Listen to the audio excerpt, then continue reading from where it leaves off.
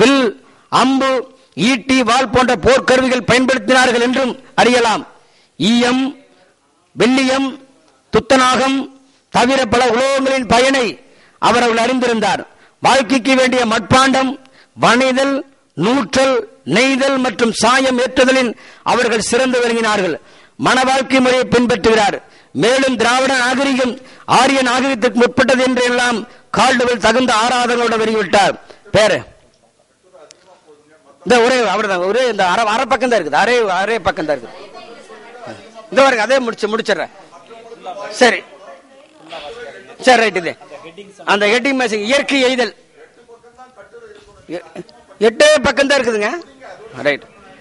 பேராயர் கால்டுவெல் அவர்கள் 1891 ஆண்டு ஆகஸ்ட் மாதம் 28ஆம் நாள் உயிர் நீத்தார். அவருடைய ஆசைப்படி பன்னாருடைய பிடையன்குடியை கொண்டு வரப்பட்டு செப்டம்பர் திங்கள் 22ஆம் தேதி மகானின் ஆசைப்படியே அவர் அடுபாடுபட்டிய நாகர்கோவில் பகுதியில் இடையன்குடியில் தூய திருத்துவ ஆலயத்தின் நற்கருணை பீடத்திற்கு அடியில் நல்லடக்கம் செய்யப்பட்டது. அவருக்கு சென்னையில் சிலை. இங்கனம் தன்னலம் கருதாமல் தமிழ் தொண்டு புரிந்த பேராயர் கால்டுவெல் என் நாட்டை சேர்ந்தவராயினும் தமிழ் அன்னையில் தவப்புதவர்கள் ஒருவராக கொண்டவருக்கு அவருடைய பற்ற தொண்டை பாராட்டி 1862ஆம் ஆண்டு 2ஆம் உலகத்தமிழ் மாநாட்டில் அன்றைய தமிழக முதல்வர் பேரறிஞர் அண்ணா சி.என். அண்ணாதுரை அவர்களால் சென்னை மெரினா கடற்கரையில் உருவச்சிலை அமைத்து உன்னை உலகுக்கு காண செய்து பாராட்டி தமிழ் மக்களின் நன்றா மரபுக்கு சான்றாக விளங்குகிறது அவருடைய பணி. அனைவருக்கும் வணக்கம். நல்ல அருமையா ஐயா வந்து நல்லா பேசினாங்க. ஆனா ஒரு சில கருத்துக்கள் முரண்பாடா அமைஞ்சிருந்தது. ஏன்னா கிறிஸ்தவர்கள் இந்தியாவுக்கு வராம இருந்தா இந்தியா வந்து இருண்ட கண்டமாக மாறி இருக்கும் அப்படி ஒரு கருத்து சொன்னாங்க. ஏன்னா ஐயா கால்டுவெல்ல போல போப் அவர்கள் வந்து இந்தியாவுக்கு வந்தாங்க. வருகின்ற 8 மாதத்திலே தமிழ் கற்று மெரினா கடற்கரையில் ஒரு அருமையான தமிழ் சொற்பொழி ஆட்டினாங்க. அப்ப அவரு பின்னால் அவர் சொல்ல தன்னை இறந்த பொழுது கூட அவருடைய கண்ணில ஒரு தமிழ் மாணவன் எழுதினார். அவர் என்ன சொல்லியிருக்காருன்னா, கிறிஸ்து பிறப்பதற்கு 31 ஆண்டுகளுக்கு முன்பு திருவள்ளுவர் பிறந்துட்டாரு. அவர் அதை படித்து அருமையா அவருடைய கையெழுத்து பெரிய அண்ணாமலை பள்ளியெழுத்து இருக்கு.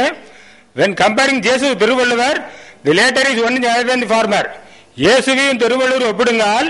பின்னால் சொல்லப்பட்ட இயேசுவானவர் திருவள்ளுவர் முன்னால் சொல்லப்பட்ட இயேசுவோடு ஒருபடி உயரமாக காணப்படுகிறார். அதுக்கு உதாரணம் எழுதுகிறாரு. இயேசு கிறிஸ்தவர்கள் ஒரு கணத்தில் இருந்தால் மறுகணத்தை காட்டு என்று சொன்னார். ஆனா திருவள்ளுவரோ இன்னா செய்தாரை கொடுத்தல் அவர் நான் நினைத்து விடல் என்று அருமையா சொல்லிக்கான்னு சொன்னாரு. அதனால ஐயா சொன்ன அது ஒரு கருத்து மறுக்கப்பட வேண்டியது. ஆனா தமிழை வளர்த்தாங்க. ஏன்னா அது ஒரு நல்ல கருத்து. ஒரு தாமரை தராதற்குள்ள தவளையானது அந்த தாமரை மலருடைய அந்த சுவையை நுகர தெரியாது. ஆனா எங்கே இருந்து வந்த வண்டு வந்து அந்த தாமரை மலருடைய தேனை நுகர்ந்து தன்னுடைய கூட்டு கொண்டு போய் செல்லும். அதே போல வீரமாமுனிவர் ஐயா கால்டுவெல் போப்பவர்களுடைய நம்ம தமிழுடைய பெருமையை வெளியூர் விடானா அது மிக இல்லை என்று சொல்லிக்கொண்டு வாய்ப்பளித்தும் நன்றி விடைபெறுகிறேன். என்னுடைய பேர் வந்து பாண்டியன். நிறைய பட்டங்களை பெற்றிருக்கேன். காவல்துறையில் பணிபுரிந்து கல்வித்துறைக்கு வந்திருக்கேன். 2 கட்டளை இருந்தேன். ஆனா என்ன காரணத்தாலும் ஏற்றுக்கொள்ளப்படவில்லை. வணக்கம், நன்றி. வணக்கம். முனைவர் சாலமன் ராய். நான் கேள்வி ஒன்றும் கேட்க வரல. அவங்க வந்து ஒரு கருத்து சொன்னாங்க. பொதுவா வந்து நம்ம அதை சமய ரீதியா பார்க்காம இருந்தா அது நல்லா இருக்கும். ஏன்னா வந்து தர்க்கமா பண்ண வேண்டாம். ஏன்னா ஒரு சில காரணங்கள் என்ன அப்படின்னா, யாரு செய்தாலும் விவேகானந்தர் செய்தார்னு சொல்லி நான் மதிக்கிறேன். இது எப்படின்னா, அவங்க வந்து கல்விக்கு முக்கியத்துவம் கொடுத்தாங்க. மிஷினரிஸ் வந்து கல்விக்கு முக்கியத்துவம் கொடுத்தாங்க. இப்ப நாங்கெல்லாம் ஒரு குறிப்பிட்ட சமூகத்தை சார்ந்தவங்க, சொல்ல விரும்பல. அந்த காலத்துல வந்து எங்களுடைய அப்பா என்ன சொல்லுவாங்க அப்படின்னா, ஒரே நிமிஷம் சார், வந்து வேட்டிய அவுத்து போட்டுட்டு இந்த போற டவலை கொண்டு ஒரு இடுப்புல கட்டிட்டு தண்ணி குடிக்கிறதுக்கு அந்த பெரிய சமூகத்துல கையேந்தி நின்னாங்க. எங்கட தாத்தா வந்து சிலோன் போய் படிச்சுட்டு வந்து அந்த ஃபேமிலி வந்ததுனால இன்னைக்கு கல்வியினால நான் இன்னைக்கு ஒரு முனைவர் பட்டம் பெற்று மனோன்மணி சுந்தராட் யூனிவர்சிட்டியில ஒர்க் பண்ணிக்கிட்டு இருக்கேன். எனக்கு வந்து இந்த கல்வி கொடுத்தது வந்து ஆங்கிலேயர்கள் ஒருவேளை நாட்டாள வந்தா கூட, வியாபாரத்துக்கு வந்தா கூட, அவங்க அந்த ஒரு கருத்து அடிப்படையில தான் ஐயா சொல்லியிருப்பாங்கன்னு நினைக்கிறத தவிர சமய உணர்வு அதுல இல்லை. அதனால நீங்க அதை முழுமையுமா மறுத்தது எனக்கு கொஞ்சம் மனசுல கஷ்டமா இருந்தது. அதனால நம்ம சமய உணர்வை பார்க்க வேண்டாம். நம்ம பேராசிரியர் சாந்தாமணி கோவிந்தராஜுலு, அரசு கலைக்கல்லூரி மேனாள் தமிழ்துறை தலைவர். இந்த கட்டுரை ஐயா அவர்கள் படித்த கட்டுரை மிகச்சிறப்பாக இருந்தது. இந்த கருத்து சில அனைவருமே பகிர்ந்து கூறிவிட்டார்கள்.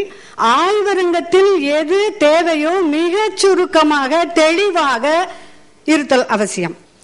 இன்னொன்று, கட்டுரையாளர்கள் கட்டுரைகளை நன்கு படிக்கத்தான் செய்கிறோம், படிப்பதையே மிகச் சிறப்பாக படிக்க வேண்டும். இன்னொன்று, அந்த அந்த தகராறுகள் இருக்கக்கூடாது. இது தமிழ் செம்மொழி, உலக தமிழ் செம்மொழி ஆய்வரங்கம் இது. எனவே மிக தாழ்மையோடு கேட்டுக்கொள்கிறேன். இது வேறு எதற்காகவும் அல்ல. ஏனென்றால் இன்னும் நமக்கு பின்னால் வருகின்ற சமுதாயம் இருக்கின்றது, அவர்களுடைய நிலையை எண்ணி பாருங்கள். எனவே தயவுகூர்ந்து மிக சுருக்கமாக தெளிவாக அந்த ஒலி வேறுபாடுகளை எல்லாம் மிக தெளிவாக கூறுதல் வேண்டும். இந்த வாய்ப்பளித்தமைக்கு நன்றி. திராவிட மொழி குடும்பத்தில் தமிழ் மலையாளம் இரண்டும் மிகவும் நெருங்கிய தொடர்புடையனவாகும். இரு மொழிகளின் இலக்கண அமைப்பு முறையிலும் இத்தகைய நெருக்கத்தை காணலாம். இக்கட்டுரையில் தமிழ் மலையாள மொழிகளுக்கு இடையிலான வேற்றுமை உரிவுகள் கேரள பாணினியம் என்னும் மலையாள இலக்கணத்தையும் தொல்காப்பிய நன்னூல் இலக்கணங்களையும் முதன்மை சான்று ஆதாரமாக கொண்டு ஆய்வு செய்யப்படுகின்றது. இரு மொழி இலக்கண நூல்களில் பதிவு பெற்றுள்ள வேற்றுமை உரிவுகளை ஒப்பீட்டு நிலையில் ஆராய்ந்து வெளிப்படுத்துவது இக்கட்டுரையின் நோக்கமாகும். ஏஆர் ராஜராஜவர்மா கிபி 1895 எழுதிய கேரள பாணினியம் என்னும் இலக்கண நூலே மலையாள மொழி பயிற்சியிலும் பயன்பாட்டிலும் முதன்மை பெற்று விளங்குகின்றது. இந்நூலில் 194 நூற்பாக்கள் இடம்பெற்றுள்ளன. இவர் வடமொழி இலக்கண புலமை மட்டுமின்றி தமிழிலும் மிக்க புலமை வாய்ந்தவர் என்பதை இந்நூலில் 20க்கும் மேற்பட்ட இடங்களில் நன்னூல் கருத்துக்களை மேற்கோள் காட்டியுள்ளதிலிருந்து உணரலாம். கேரள பாணினியம் வடமொழி இலக்கணத்தை தழுவி ஏற்றப்பட்டிருப்பினும் தமிழ் இலக்கணத்தோடு மிகுதியும் ஒன்றுபட்டுள்ளமையை இவ்வாய்வின் மூலம் தெளியலாம்.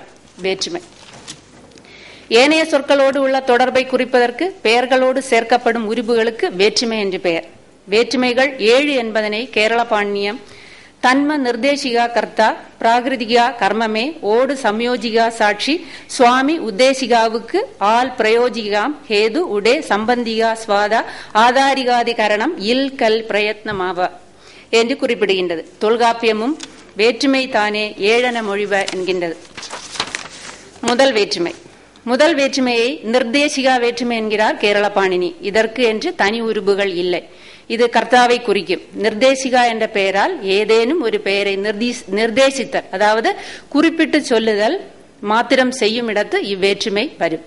எடுத்துக்காட்டு, கர்த்தாவிற்கு ராமன் காட்டில் தாமசிச்சு. பெயரை நிர்தேசித்தலுக்கு தசரதன் என்ன ராஜாவு. தொல்காப்பிய நன்னூல் ஆசிரியர்கள் முதல் வேற்றுமையை எழுவாய் வேற்றுமை என்று கூறுகின்றனர். எழுவாய் வேற்றுமை பெயர் தோன்று நிலையே எனவும் என தொல்காப்பியமும், எழுவாய் உருபு திருபு இல் பெயரே என நன்னூலும் குறிப்பிடுகின்றது. உருபுகளை ஏற்று திரிதல் இல்லாத பெயரே எழுவாய் வேற்றுமை என வரையறுக்கப்பட்டுள்ளது. பெயர் தன்னளவில் எழுவாய் வேற்றுமை ஆகாது, பயனிலையாக தொடராக அமையும் போது மட்டுமே எழுவாய் வேற்றுமையாக வரும்.